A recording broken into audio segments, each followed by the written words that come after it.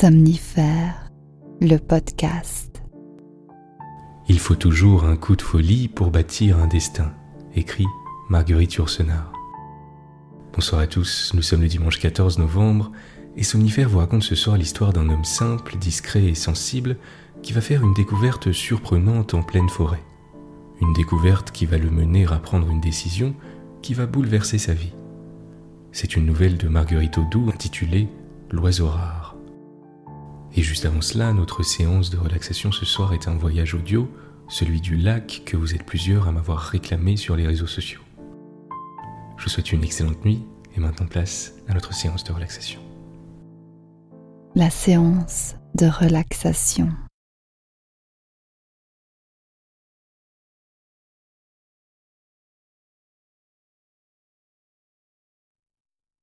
Avant de commencer, je vais vous demander de prendre quelques instants pour relâcher tous vos muscles, en partant de vos pieds et en remontant progressivement,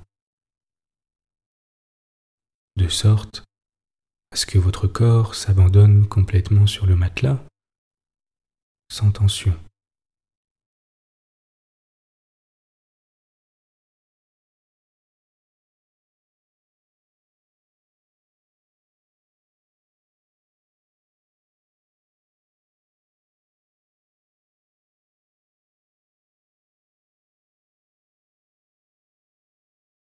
Pensez également à relâcher tous les petits muscles au niveau du visage, la mâchoire, le front, les sourcils.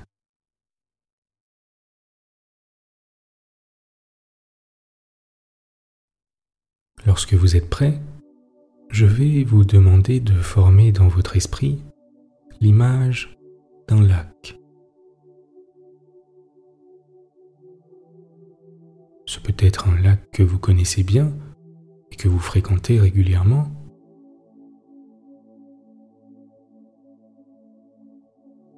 Un lac que vous avez vu en photo. Ou un lac tout droit sorti de votre imagination.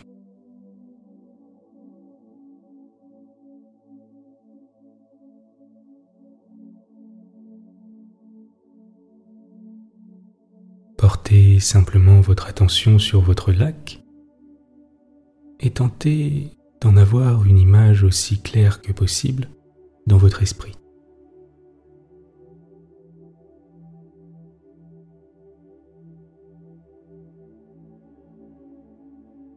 Notez comme cette étendue d'eau est calme et semble simplement posée là,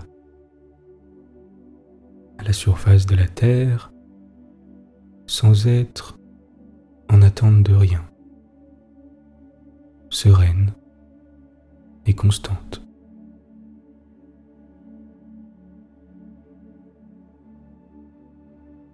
Un peu comme nous, qui avons décidé de nous arrêter, d'être simplement là.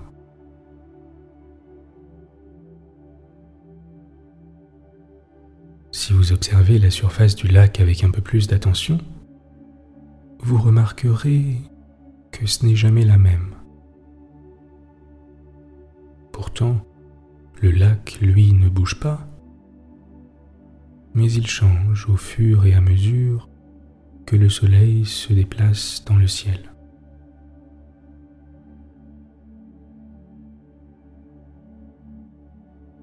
La lumière sur l'eau se reflète alors de différentes manières. Il change en fonction de la météo. Parfois, les jours très calmes, la surface reflète pratiquement tout avec une grande précision.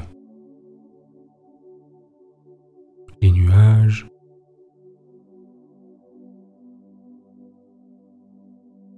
les oiseaux, le soleil,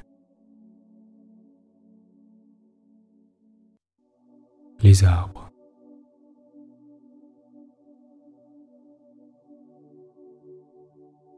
La nuit, il reflète la lune et les étoiles.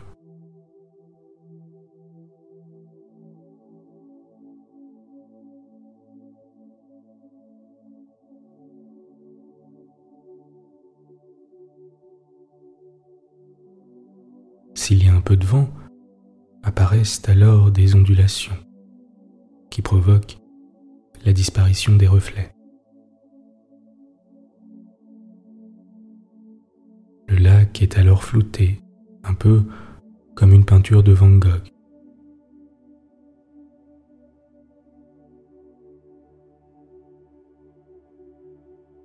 La lumière du soleil peut scintiller dans les ondulations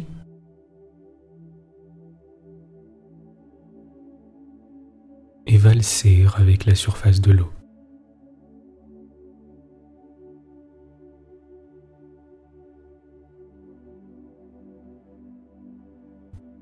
Un peu comme des pierres précieuses dont on ne peut pas se saisir, car elles sont immatérielles.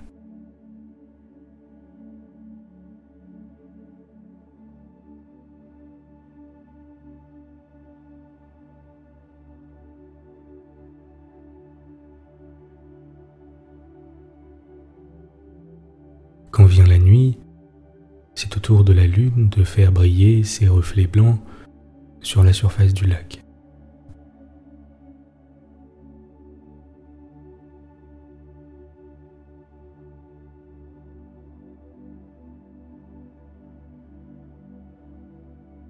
Nous avons cela en commun avec les lacs de vivre des moments de calme et d'immobilité totale, où notre esprit est clair, et d'autres moments peut-être où la surface est perturbée, agitée.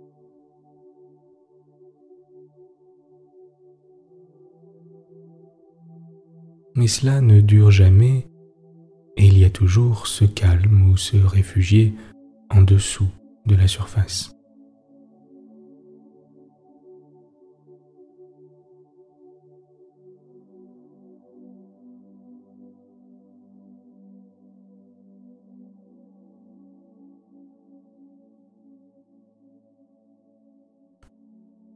Continuez de porter votre attention sur votre lac alors que je vais vous lire un poème de Lamartine issu des méditations poétiques.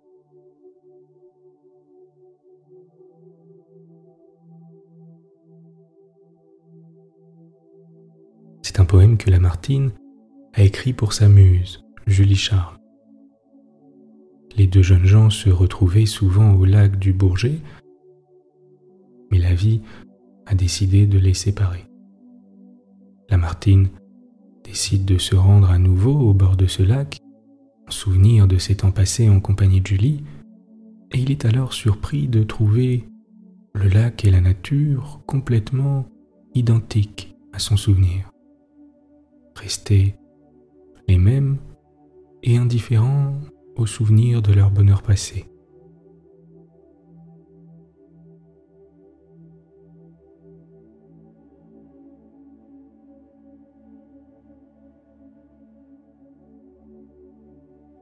Ainsi, toujours poussés vers de nouveaux rivages, dans la nuit éternelle emportée sans retour, ne pourrons-nous jamais sur l'océan des âges jeter l'ancre un seul jour? Ô lac, l'année à peine a fini sa carrière, et près des flots chéris qu'elle devait revoir, regarde, je viens seul m'asseoir sur cette pierre où tu la vis s'asseoir.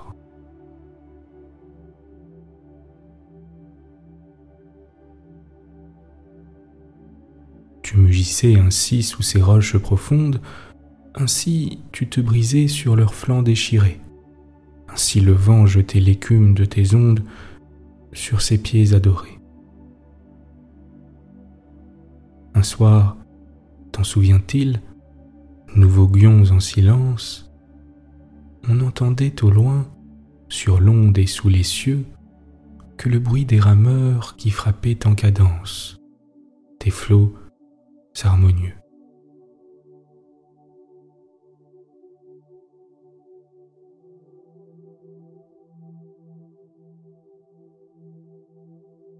coup, des accents inconnus à la terre, du rivage charmé frappèrent les échos. Le flot fut attentif, et la voix qui m'est chère laissa tomber ces mots.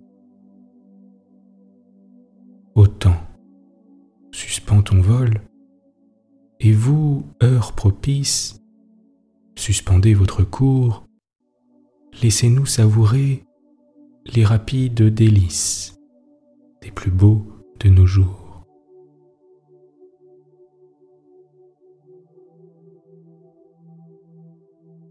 Assez de malheureux ici-bas vous implorent, coulez, coulez pour eux. Prenez avec leurs jours les soins qui les dévorent, oubliez les heureux. Mais je demande en vain quelques moments encore. Le temps m'échappe et fuit. Je dis à cette nuit, sois plus lente, et l'aurore va dissiper la nuit.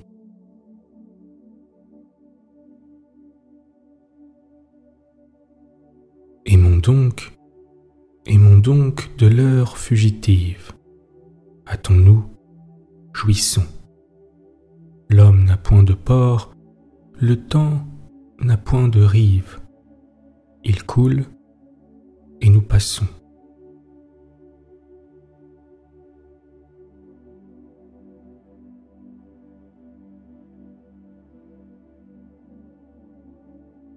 Temps jaloux, se peut-il que ces moments d'ivresse, où l'amour à long flot nous verse le bonheur, s'envolent loin de nous de la même vitesse que les jours de malheur?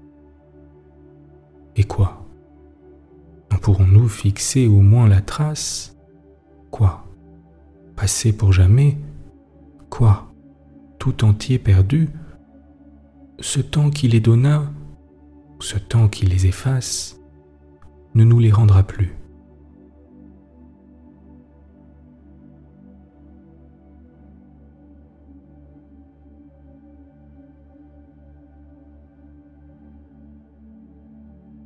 Éternité, néant passé, sombres abîmes, que faites-vous des jours que vous engloutissez? Parlez, nous rendrez-vous ces extases sublimes que vous nous ravissez?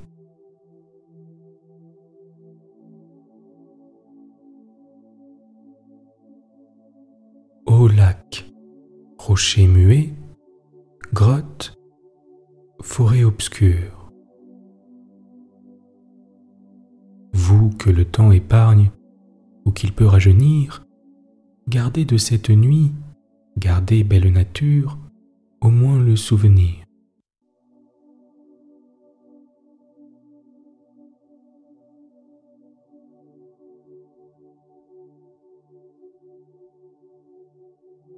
Qu'il soit dans ton repos, qu'il soit dans tes orages, beau lac est dans l'aspect de tes riants coteaux, et dans ces noirs sapins, et dans ces rocs sauvages qui pendent sur tes eaux.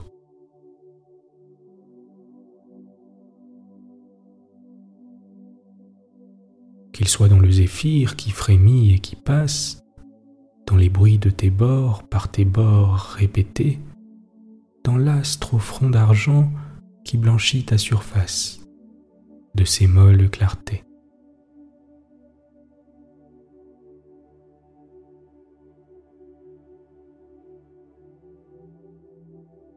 Que le vent qui gémit, le roseau qui soupire, que les parfums légers de ton air embaumé, que tout ce qu'on entend, l'on voit ou l'on respire, tout disent, ils ont aimé.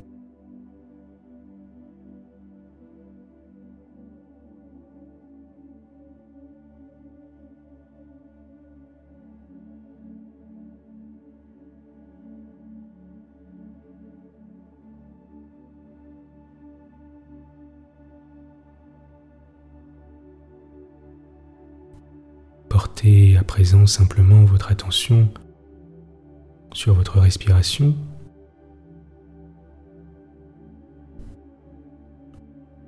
et sur l'air qui entre et sort de vos narines.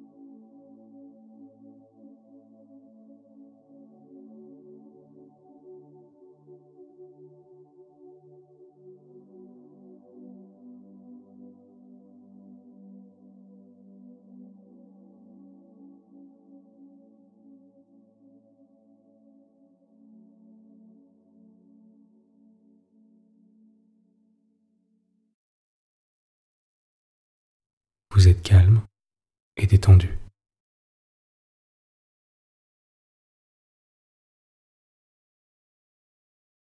L'histoire du soir. Marguerite Audoux, l'oiseau rare.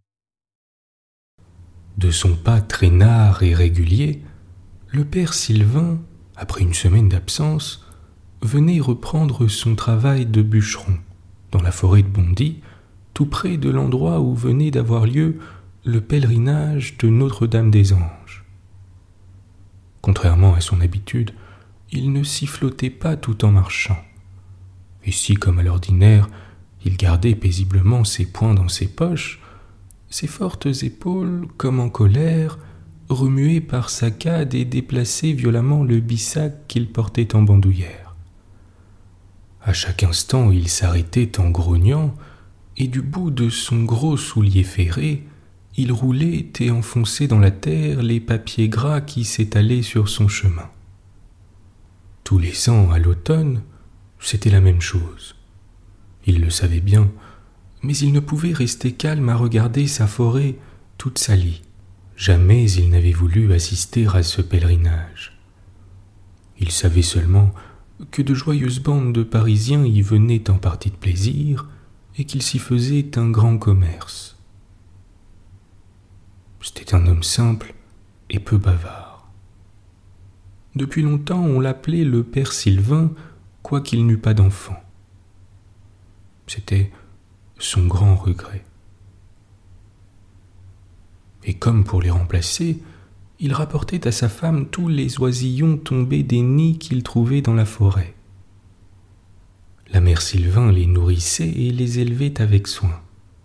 Mais dès qu'ils sentaient leurs ailes assez longues, il les ouvrait et quittait la maison pour s'envoler au bois. Le père Sylvain montrait toujours du dépit au retour de son travail, en ne retrouvant plus les petits, et sa femme, pour lui rendre sa bonne humeur, ne manquait jamais de lui dire: « Mais voyons, il faut bien que les oiseaux s'envolent. » La dernière fois, devant son furieux mécontentement de la fuite d'un oiseau qu'il comptait bien apprivoiser et garder toujours, la brave femme, pour le consoler, lui avait dit en riant: « Si un jour tu m'apportes un oiseau rare, je le mettrai en cage et ainsi tu le retrouveras chaque soir en rentrant. » Arrivé devant sa hutte, le père Sylvain fut bien surpris de voir que l'entrée en était fermée par un vieux jupon accroché aux branches sèches des fagots. Il pensa qu'une mendiante avait trouvé là un refuge, et il secoua le jupon en criant. Il attendit, et comme le silence continuait, il déplaça un peu le jupon pour regarder derrière. Mais ce qu'il vit lui sembla si extraordinaire qu'il jeta brusquement de côté le mauvais rideau et entra dans la hutte. Il se baissa aussitôt devant un gros tas de fougères, et il resta là, le dos courbé, les mains sur les genoux, et si stupéfait qu'il dit tout haut: « 3 petits enfants qui dorment bien. » Tout près de lui, Un garçon de 5 ou 6 ans dormait sur le dos et sa poitrine servait d'oreiller à une petite fille de 2 ou 3 ans dont les cheveux presque jaunes s'éparpillaient comme de la soie en effiloche. Quant au troisième, il était si bien enfoui dans la fougère qu'on ne voyait de lui que sa tête rasée et parfaitement semblable à celle du premier. Tout au fond de la hutte, il y avait un autre tas de fougères où personne ne dormait mais où traînaient de vieux vêtements posés comme des couvertures. Le père Sylvain, toujours baissé, regardait tout cela lorsqu'une voix forte venant du dehors dit tout à coup « Qu'est-ce que vous faites là ?» À l'instant même, le père Sylvain fut debout devant une femme qui posait sur lui un regard hardi en répétant avec autorité « Qu'est-ce que vous faites là ?» Le père Sylvain n'avait rien à répondre, il montra seulement du doigt les enfants en demandant à son tour « C'est vous la mère ?»« Oui, c'est moi, » dit la femme sans baisser le ton. Le père Sylvain avait bonne envie de lui poser d'autres questions. Il aurait voulu savoir pourquoi elle était si misérablement vêtue, pourquoi elle portait au bras un panier rempli de petits paquets aux enveloppes sales, qu'il devinait être des restes de nourriture ramassés n'importe où. Il aurait voulu savoir pourquoi les enfants dormaient dans la fougère et où était leur père, et il demanda « Est-ce que votre mari est bûcheron aussi ?» Elle eut un geste par-dessus l'épaule. « Oh, mon mari, fit-elle. » Et sans plus s'occuper du père Sylvain, elle posa son panier et appela les enfants qui arrivèrent aussitôt en secouant leur fougère. Peu après, assis sur le même fagot que leur mère, 2 garçons de même taille et pareillement dépenaillés dévoraient des croûtons graisseux, au creux desquels restaient encore quelques débris de charcuterie, tandis que la petite fille, tout en grignotant du bout des dents, sautait sur un pied et menaçait à tout instant de tomber dans le panier au paquet sale. La femme gronda. « Vas-tu rester tranquille, Tati ?» Mais Tati continuait de sauter, si légère qu'elle ne parvenait pas même à froisser les herbes. Elle ne semblait vraiment faite que pour sauter ou voler. Ses petites jambes maigres, noircies par le hâle et la poussière tout autant que ses pieds nus, faisaient penser à des pattes. Ses menus coudes, constamment en mouvement pour assurer son équilibre, avaient beaucoup de ressemblance avec les ailes sans plumes des oisillons, et son petit jupon rouge, recouvrant à peine le ventre et s'allongeant par derrière comme une queue, rappelait au père Sylvain un drôle d'oiseau tout en hauteur qu'il avait vu un jour au jardin des plantes. Sans cesser de sauter d'un pied sur l'autre, elle appelait d'une voix fluette et harmonieuse « Bertin !» Et brusquement, en 3 sauts, elle fut près du garçon qui lui avait servi d'oreiller et qu'elle voulait entraîner au jeu. Mais Bertin n'avait pas envie de jouer. Il préférait rester tout à côté du panier au fond duquel il y avait encore quelques petits paquets. La mère fit un geste de menace à Tati qui disparut derrière un arbre en continuant son appel modulé comme un chant. En même temps qu'elle, s'envolèrent 2 moineaux qui convoitaient les miettes de son croûton et que le même geste avait effrayé. Silencieux, le père Sylvain restait toujours là, les bras ballants, attendant, il ne savait quoi, lorsque la femme se mit à se lamenter. Elle disait « Tout le temps que la fête a duré, il est venu des dames et des messieurs qui m'ont donné des sous. Il y avait aussi des marchands de pommes de terre, et les enfants en avaient autant qu'ils voulaient, mais depuis hier, il n'y a plus personne dans la forêt. Et ce matin, j'ai ramassé tout ce qui peut se manger et que les gens avaient jeté dans l'herbe. » Elle repoussa Bertin qui allongeait sournoisement la main vers le panier. « Celui-là a toujours faim, dit-elle. Et quand il a mangé sa part, il mangerait encore celle des autres. » Peu rassasiée elle-même, elle poursuivait ses lamentations. Elle disait ses craintes lorsque l'hiver viendrait et personne pour leur venir en aide.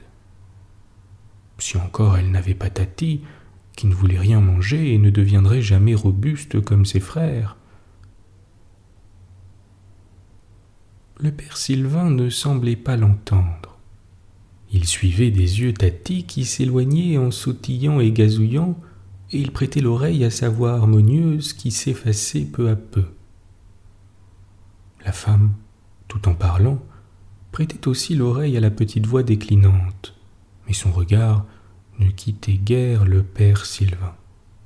Soudain, elle se plaça devant lui, et ce fut comme si elle demandait la charité quand elle dit « Les garçons savent déjà mendier, mais la petite ne sert qu'à m'embarrasser. » Tous deux alors, face à face, se regardèrent profondément, comme si leurs yeux avaient de la peine à déchiffrer une page embrouillée. Puis la femme, les deux mains levées, eut l'air d'offrir une très belle chose, tandis que le père Sylvain arrondissait son bras comme s'il s'apprêtait à soutenir un objet très fragile.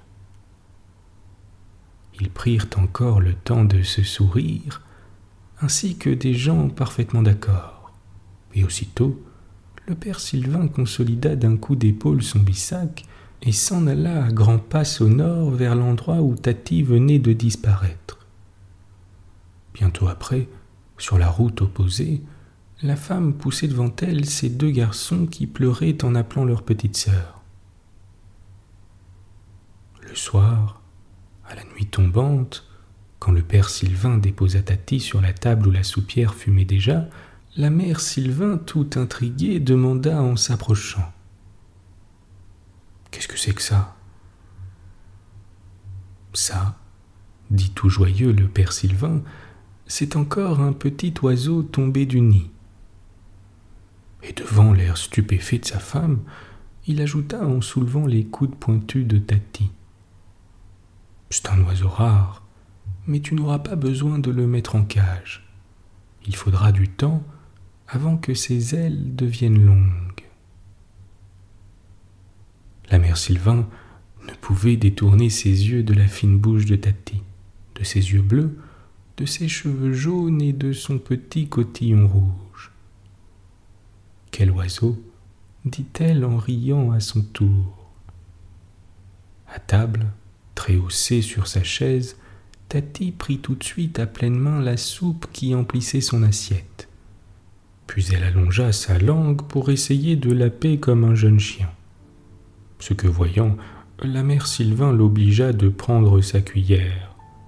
Mais au lieu de s'en servir pour manger, Tati s'en servit pour taper à grands coups sur sa soupe, faisant rejaillir le bouillon sur les autres et sur elle-même, éclaboussant le pain, le fromage et même les confitures dont on venait d'ouvrir un pot exprès pour elle. Et le père Sylvain, au lieu de gronder, riait. Bonne nuit. Bonne nuit.